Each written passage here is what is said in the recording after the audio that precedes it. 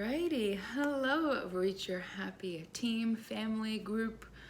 It's been a while. I am thankful for spring, and usually for these videos I do an energy forecast.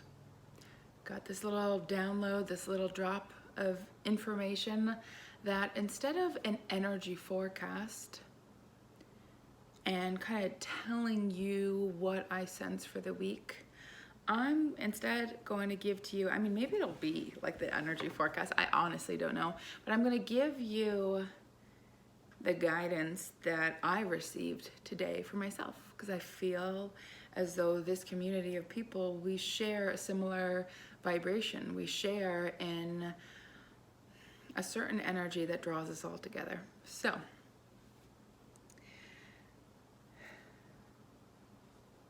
when you're asking for something that you want, there are many layers of your being that are asking for what you want.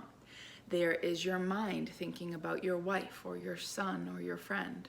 There is your body remembering past trauma and taking that into consideration.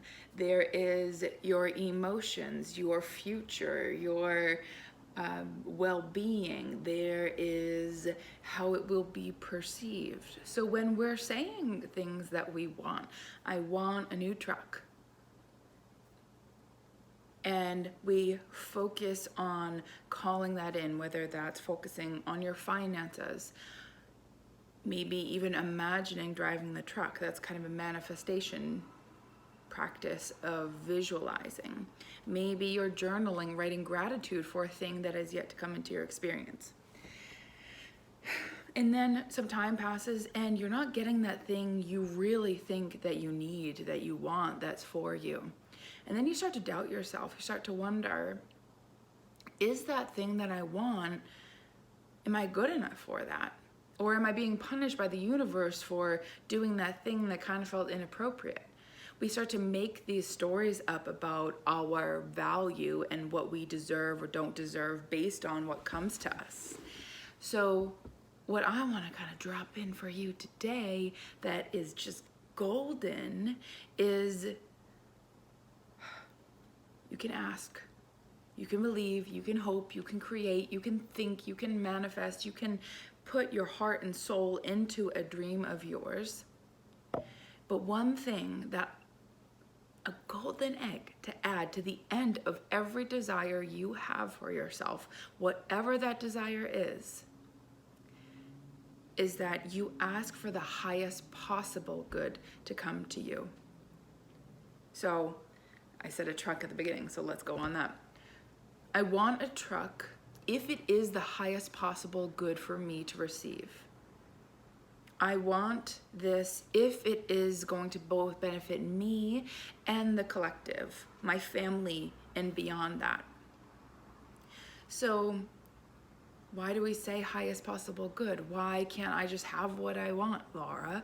Well, because what you think you want isn't necessarily what is a match to you at this time, isn't necessarily what is going to enhance your journey and the way your soul decided it wanted to be enhanced in the path it wanted to move along when you came into this physical form, when you came into this world.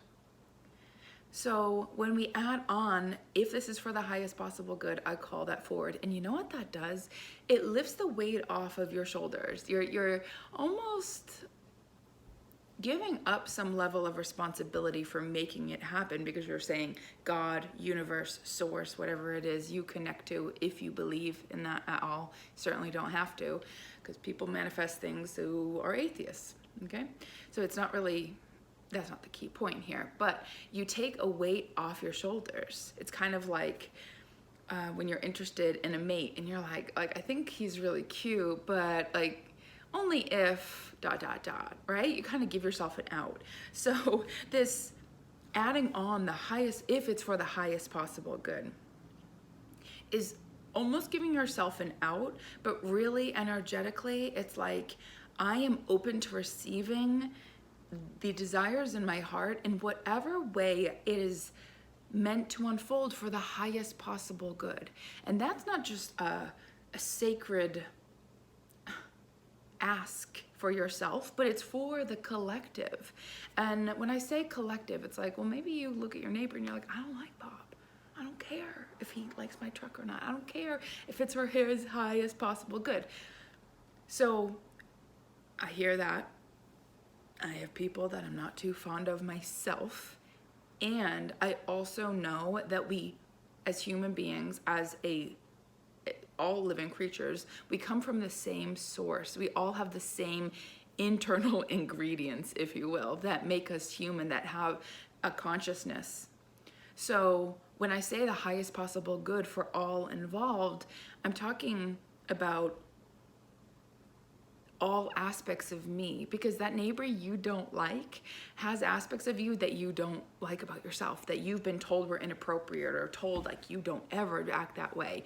And so we're all just mirroring each other. So things I like in someone, that's something in me. Something I don't like we all share all these traits, all these characteristics, but we embody different ones at different times. I know that, like when I'm with my girlfriends, I am a different expression of myself. When I'm just with my partner, I'm a different expression. When I'm with my nieces and my nephews, I am a different expression of myself. And so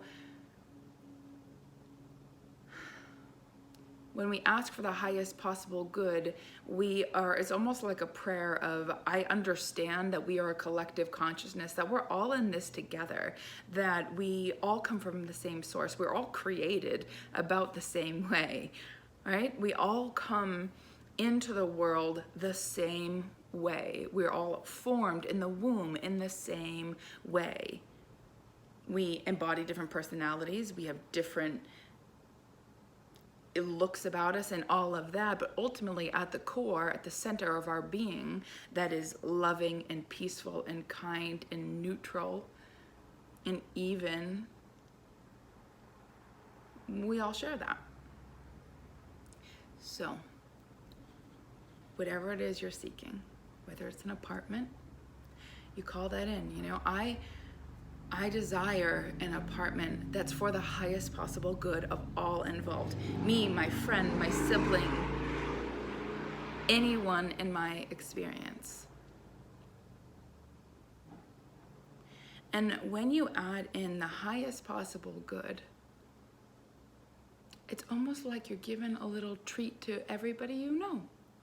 It's, there's been a big push for self-care, self-love, self-appreciation, just self-everything. And I know some people have said, I was taught that selfishness is not an admirable quality, that I should be giving, that I should be of service to others. So when we talk with that term for the highest possible good for all involved, we're going beyond the self. So yes, I do believe in self-love and self-care and self-appreciation, self-nourishment, the self. I believe when you take care of your mind, your body, your emotions, you are then taking care of all beings, all living creatures. Because when you are cared for, you make a different impact in the world. So a lot of my work is assisting you, inviting you to come back into your body, to be aware of yourself, to tend to your emotions, because we're not really here to work out anyone else's problems or lessons. We're here for our own. And it can appear selfish when you're always focused on your stuff. But again, if we're all coming from the singular heartbeat, I've probably made this reference before here, that I imagine source that we came from as the center of the sun, and all the rays are us humans. So when you tend to yourself, when you're very deliberate about your path and your soul lessons, when you come across another, it's less about, okay, like, I've given so much to myself, now how do I give to you? How do I be of service to you? It's, how do I be of service to me, understanding that being of service to myself serves all others. With my nieces and nephews, I've watched them from birth till, well, the oldest is 8 now. And I, as a child, felt like my role with my mom was to make her life better, to find solutions to her problems, because I saw her struggling. She was suffering with dying from cancer, and it felt like I was so called to find solutions. Okay, hard to get up, how do we make this easier? Can't really talk, how can I be a better translator? Okay, like always doing that. So then when I get into another loving relationship, like my nieces and nephews, I jump back into that role of the caregiver, of the caretaker. How do I make life easier for you? But over time, I have realized my job isn't to make the kids' life easier. My work with them is to be both embodying the being that I want to be, which is loving and peaceful and kind and generous and a really good listener. But also that I want to be an encourager that you have the answers within you. That is my work as a guide, is to remind you that you have the answers within you. And we can get so caught up in our own stories and the drama of our experience that we need community. We need this back and forth. We need conversation. But I am not here to fix the children. I'm not here to make sure they never get hurt. I'm here to show them that they're capable by reminding them of who they are, by reminding myself of who I am, and embodying, I forget what my niece said this weekend. She said something about being stupid. Or she said something about what I was doing was stupid. And I just, I was like, oh, that's an interesting word you chose. I don't feel that way, but that's your opinion, but I'm not gonna take that on. She's kind of like, It's like, I don't need to convince her that calling something stupid or idiotic is a bad thing. That's not my work. My work is to receive it and go, yeah, that doesn't resonate with me. Thanks so much, but no thank you. So,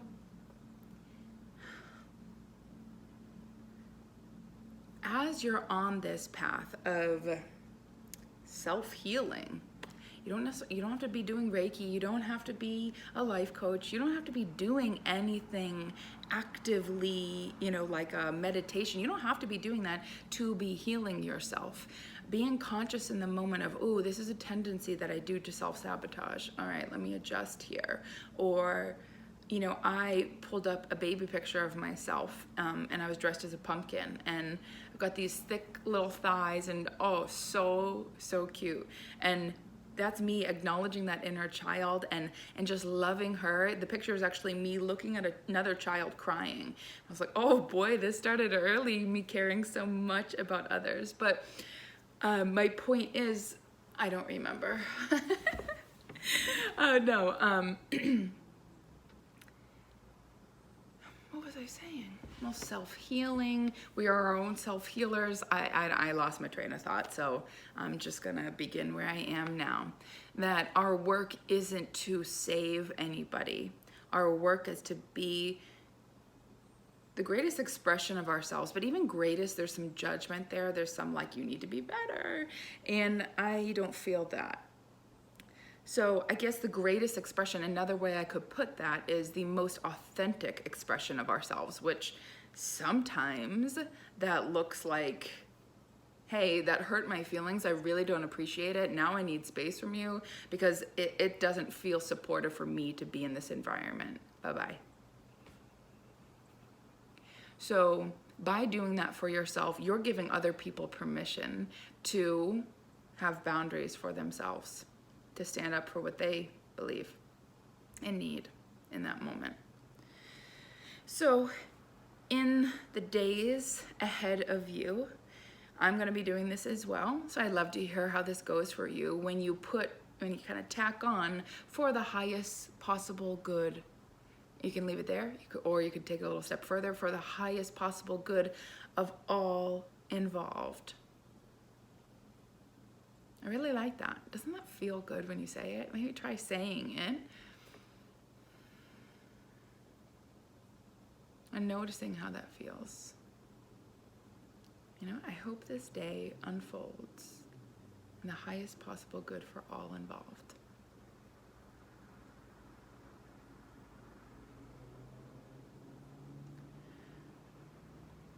something I feel, it kind of came out of left field. I'm literally looking over here. It just came to me, is that we're not looking for this state of perfection, of being untouchable, unable to be hurt or upset or bothered or traumatized. Right? Like, that's just not human. There's suffering, but I think a big important thing to suffering is asking yourself, like, well, yes, I'm suffering, but there is something that comes out of suffering if I'm willing to give it my attention, to give it that phrase of, all right, this is happening for the highest possible good, and I can't see it right now, but my soul came here to learn some things. And so I don't quite see it right now, but I'm open to seeing it. I'm really looking forward to seeing it. But right now, I'm really fucking angry. But you know what? Maybe that's for the highest possible good. Maybe me being angry is going to ignite this fire that's going to send me to some person, some place, some meal, something, some alcoholic beverage. Who knows where it guides you, wherever it guides you. And then when you're paying attention, you'll notice, oh my gosh, well then that happened. And then I wouldn't have had that conversation if I was so pissed off. So interesting. So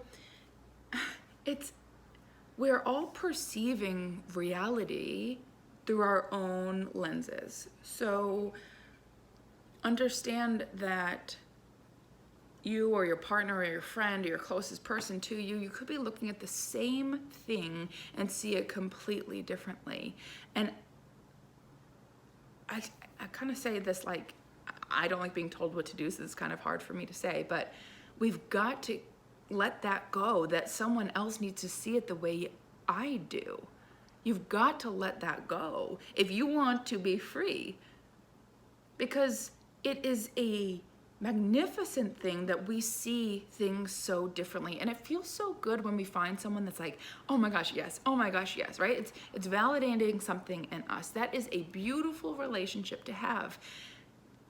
But the relationships that help you grow are the ones where you come from totally different places, when it's oil and water and they don't blend. And this person stirs things up in you. They press buttons that are there. That was, we all have a button. Every living being has a hot button, and some people that button's buried a lot deeper than others. Some people, they have like 50 all over them. You touch them, boom, button, explosion, of emotion, of anger, of jealousy, of whatever it is. Other people, you got to dig a little deeper, but all of us have that button. So we need this blend of all different types of opinions and ways of going about the world. And if I could advise you to take anything from those like, what the fuck moments where you're looking at someone like, how do you think this way? How do you think this way? That is so off. If you can zoom out for a moment and just appreciate that their opinion differing from me is going to give me something that I don't have, whether that's a different opinion of myself. Like, wow, Laura, how interesting. That conflicting opinion helped me realize how much I love me and my opinion.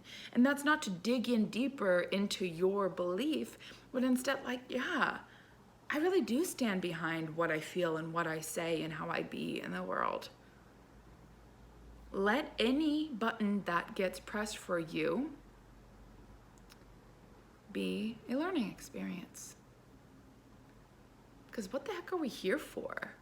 I don't really know, but I'm kind of guessing that we're here to experience life, to have moments of extreme joy and satisfaction, but also the moments of, I want this to be different, right? Those moments of clarity.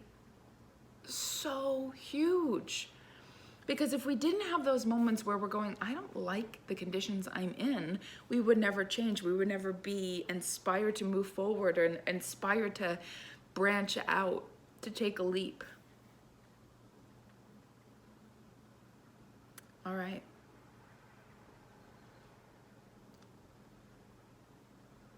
That is all. Thank you so much for tuning in. I am happy to be back here. I'm pretty sure I'll be back next week, but I never really know what's gonna happen. So I hope to see you soon, whether that is in my next video, in person, on the phone, or even just by email or messaging me here. Thank you, thank you, thank you. Take good care of yourself. I will talk to you soon. Bye-bye.